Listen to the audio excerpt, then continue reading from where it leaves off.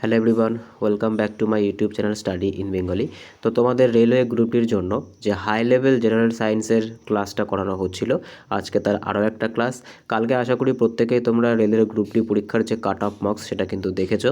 তো cut off কিন্তু প্রত্যেকবারের মতো এইবারও হাই গেছে এবং পরবর্তী যে পরীক্ষাটা হবে সেক্ষেত্রেও কিন্তু কাট অফ অনেক হাই যাবে। তো সেই লেভেলে কিন্তু তোমাদেরকে পড়াশোনাটা করতে হবে।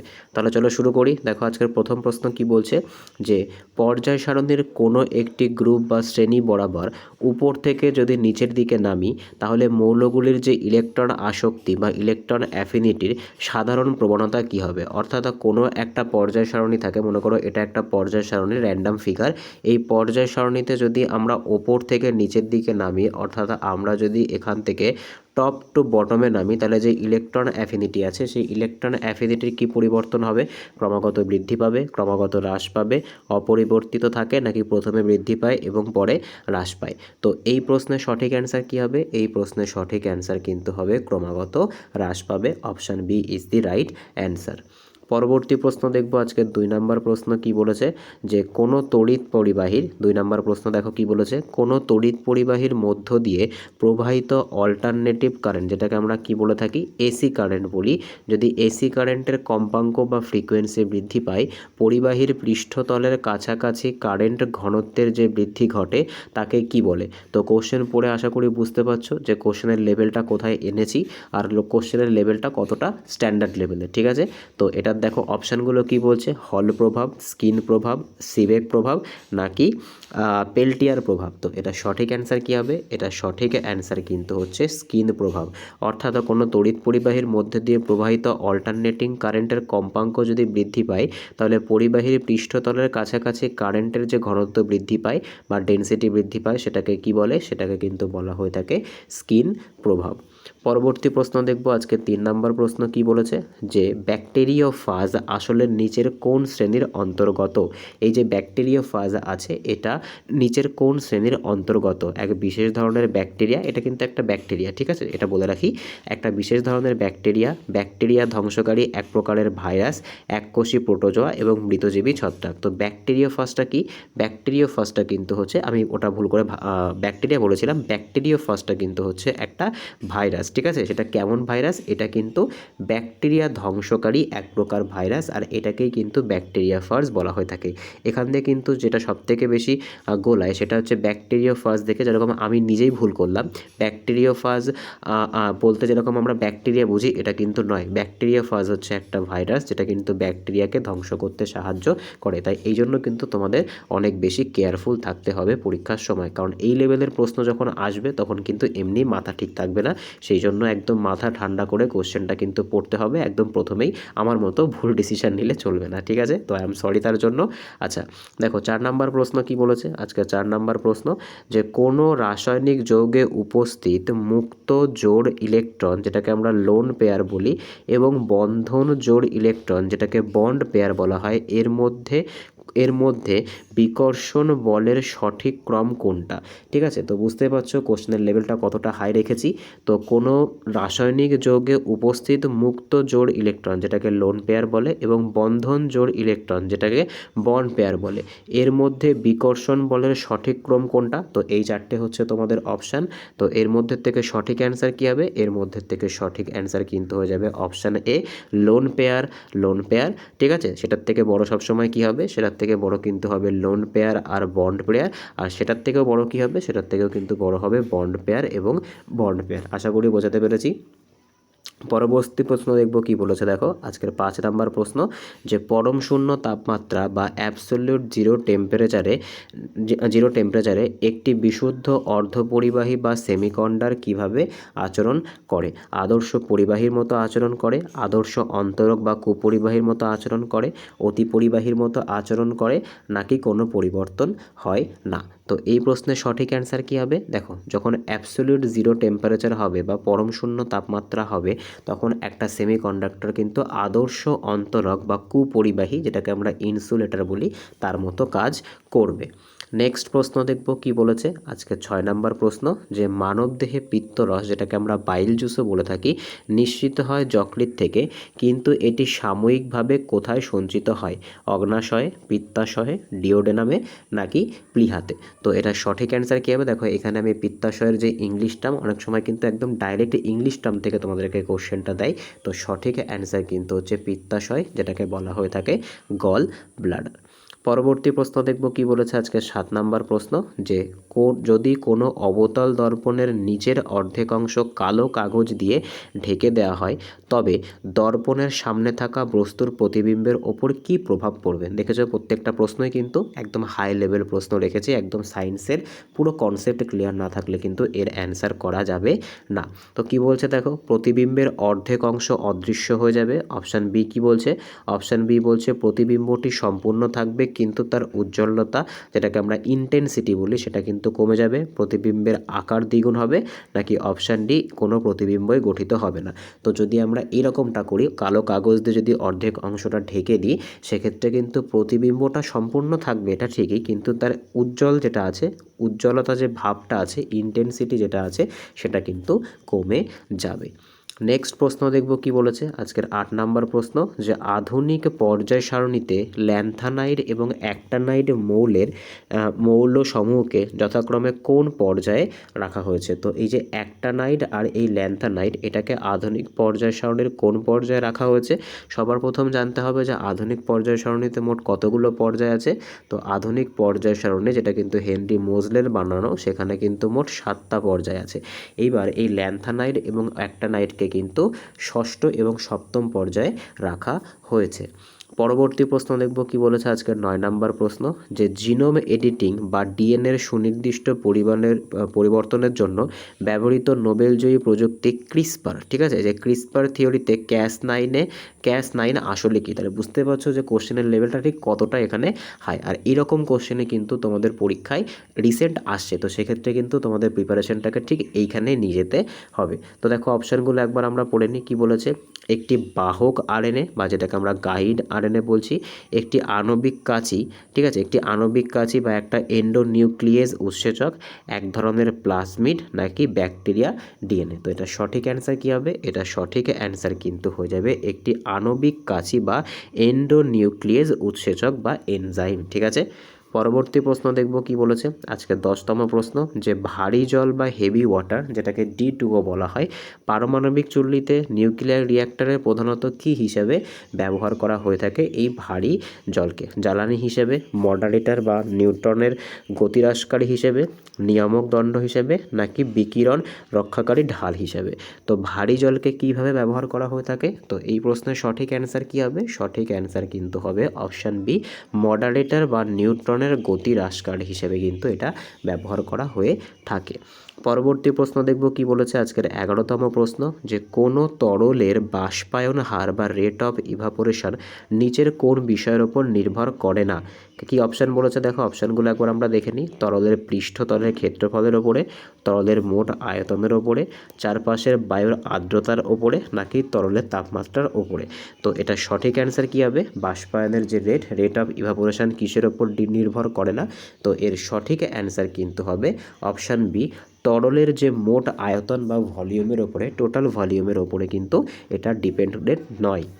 নেক্সট প্রশ্ন দেখব কি বলেছে আজকের 12তম প্রশ্ন, যে মানুষের ক্ষুদ্রান্ত, যেটাকে আমরা স্মল ইন্টেস্টাইন বলি, ভেতরের প্রাচীরে উপস্থিত কোন অঙ্গাণুটি পরিপাক হওয়া খাদ্যের শোষণের ক্ষেত্রফল বহুগুণ বাড়িয়ে দেয়? অ্যালভিওলাই, ভিল্লি, নেফ্রন নাকি লিম্ফ নোড? তো দেখো এক্ষেত্রে কিন্তু আমরা একটা হিন্টস পাচ্ছি, এখানে এই যে স্মল ইন্টেস্টাইন বলেছে, আর স্মল ইন্টেস্টাইনে মূলত কি থাকে? এখানে কিন্তু ভিল্লি বা ভিলাই থাকে। এগুলো কেমন হয়? এগুলো কিন্তু ফিঙ্গার লাইক প্রজেকশন হয়, অর্থাৎ এগুলো কিন্তু আঙুলের মতো দেখতে হয়, ঠিক আছে, আঙুলের মতো দেখতে হয়, যেটার কাজ কিন্তু অ্যাবজর্পশন করা বা শোষণ করা। পরবর্তী প্রশ্ন দেখব কি বলেছে আজকে 13তম প্রশ্ন, একটি গ্যাস জার সিলিন্ডার থেকে কোনো গ্যাস হঠাৎ লিক হলে গ্যাস জার সিলিন্ডার থেকে কোনো গ্যাস হঠাৎ লিক হলে বায়ুমণ্ডলে ছড়িয়ে পড়লে সিলিন্ডারের ভেতরে তাপমাত্রার কিরূপ পরিবর্তন ঘটবে? তাপমাত্রা দ্রুত বৃদ্ধি পায়, তাপমাত্রা হ্রাস পায়, তাপমাত্রা অপরিবর্তিত থাকে, গ্যাসটি সম্পূর্ণ বের হওয়ার পর তাপমাত্রা বাড়ে। তো কোশ্চেনটা দেখো, এখানে আমি আরেকবার পড়ছি যে একটি গ্যাস জার সিলিন্ডার থেকে কোনো কারণে যদি গ্যাস লিকেজ হয় তাহলে সেই সিলিন্ডারের ভেতরে থাকা গ্যাসের কি পরিবর্তন হয়?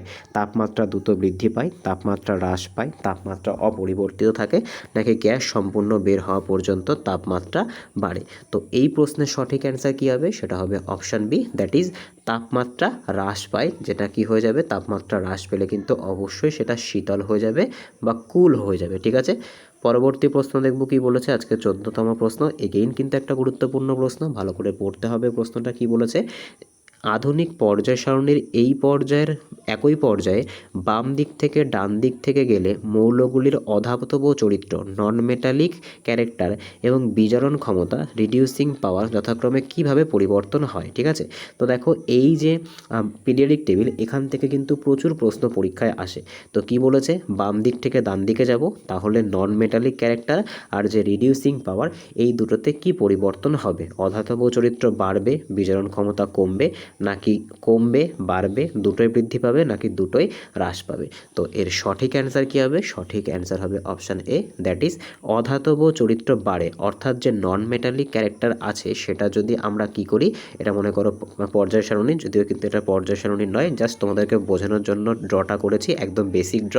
যদি আমরা লেফট সাইড থেকে রাইট সাইডের দিকে যাই, অর্থাৎ বাম দিক থেকে ডান দিকে যাই, তাহলে যে নন মেটালিক ক্যারেক্টার সেটা কিন্তু বাড়বে, আর যে রিডিউসিং পাওয়ার সেটা কিন্তু কমবে। তার কারণ নন মেটাল মানে কিন্তু গ্যাসগুলোকে বোঝায় ম্যাক্সিমাম, আর গ্যাসের কিন্তু রিডিউসিং পাওয়ার সব থেকে কম হয়, মেটালের কিন্তু বেশি হয়। পরবর্তী প্রশ্ন দেখব কি বলেছে। আজকের 15তম প্রশ্ন, যে পেশির ক্লান্তির বা মাসেল ফ্যাটিগের জন্য পেশি কোষে কোন অ্যাসিডটা সঞ্চায়ন হয়? ঠিক আছে, pyruvic acid, lactic acid, oxalic acid, নাকি ইউরিক অ্যাসিড? তো যে মাসেল ফ্যাটিক হয় আমাদের শরীরে, তার জন্য আমাদের সেটা কিসের জন্য রেসপন্সিবল না, আমাদের পেশির ভেতরে কিন্তু option B, that is lactic acid সঞ্চয় হয়, সেই কারণের জন্যই কিন্তু মাসেল ক্রাম্প, মাসেল ফ্যাটিকটা আসে।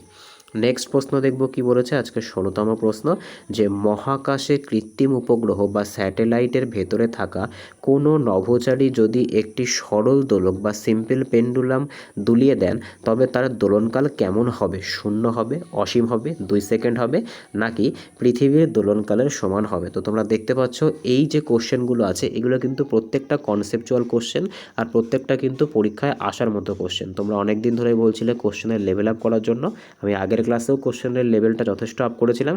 আজকে কিন্তু তার থেকেও আরও হাই স্ট্যান্ডার্ডের কোশ্চেন, যেখানে কিন্তু সম্পূর্ণ কনসেপচুয়াল কোশ্চেন রাখার চেষ্টা করেছি, যেটা তোমাদের পরীক্ষার জন্য খুবই হেল্পফুল হবে।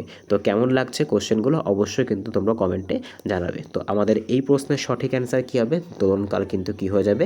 অসীম হয়ে যাবে। ঠিক আছে, অর্থাৎ এটা কিন্তু ইনফিনিটি হয়ে যাবে, অর্থাৎ এটা কিন্তু ঘুরতেই থাকবে বা দুলতেই থাকবে। ঠিক আছে, পরবর্তী প্রশ্ন দেখব কি বলেছে।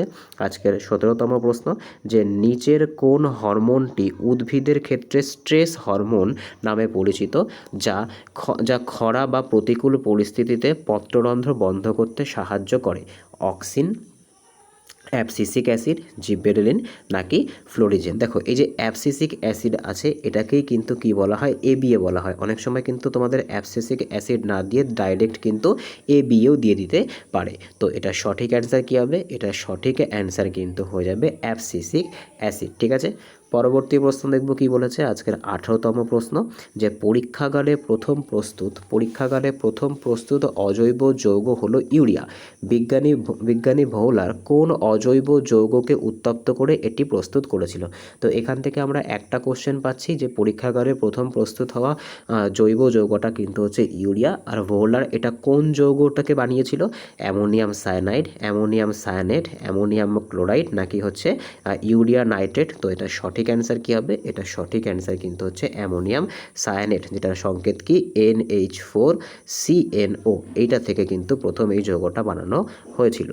নেক্সট প্রশ্ন দেখব কি বলেছে আজকের 19তম প্রশ্ন। দেখো প্রশ্নটা কি বলছে, একটি কাঁচদণ্ডকে সিল্কের কাপড় দিয়ে ঘষলে কাঁচদণ্ডে কোন ধরনের আধানের সৃষ্টি হয় এবং কেন? ঠিক আছে, আবার কিন্তু ফিজিক্সের একদম বেসিকের একটা কোশ্চেন, যেখানে কিন্তু তোমাকে কনসেপ্ট অবশ্যই লাগাতে হবে। ধনাত্মক আয়ন, কারণ কাঁচ ইলেকট্রন গ্রহণ করে। ঋণাত্মক আয়ন, তার কারণ কাঁচ ইলেকট্রন বর্জন করে। ধনাত্মক আয়ন, কারণ কাঁচ প্রোটন গ্রহণ করে। কোনো আধানের সৃষ্টি হবে না। তো এই প্রশ্নের সঠিক অ্যান্সার কি হবে? এই প্রশ্নের সঠিক অ্যান্সার কি হবে কিন্তু অপশান বি, ধনাত্মক আধান, কারণ কাঁচ কিন্তু ইলেকট্রন বর্জন করবে।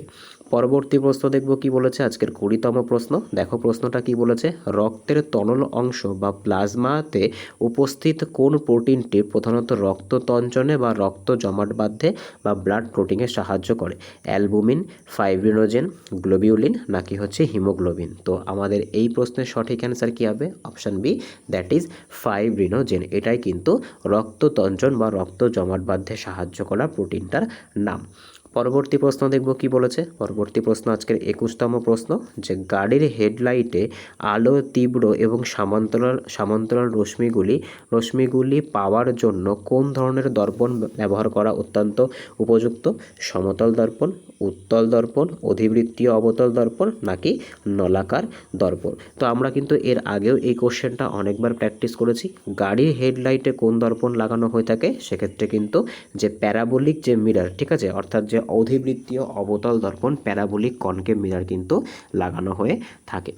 নেক্সট প্রশ্ন দেখব আজকের 22তম প্রশ্ন কি বলেছে, যে তামার তড়িৎ পরিশোধনে বা তামার ইলেকট্রোলাইটিক রিফাইনিং অফ কপারে সময় অবিশুদ্ধ তামার দ্বন্দ্বটিকে কোন তড়িৎদ্বার হিসেবে ব্যবহার করতে হবে? ক্যাথোডে ব্যবহার করতে হবে, অ্যানোডে ব্যবহার করতে হবে, উভয়তেই ব্যবহার করতে হবে, নাকি কোনোটিতেই নয়? তো এটা সঠিক অ্যান্সার কি হবে? সঠিক অ্যান্সার কিন্তু হয়ে যাবে অপশান বি, তামার যে দণ্ড সেটাকে কিন্তু অ্যানোডে ব্যবহার করতে হবে।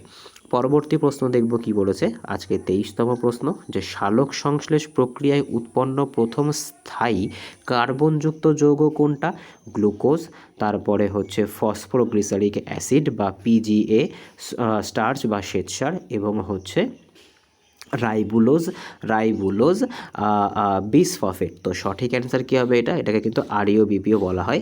তো এটা সঠিক অ্যান্সার কিন্তু হয়ে যাবে ফসফোগ্লিসারিক অ্যাসিড বা পিজিএ।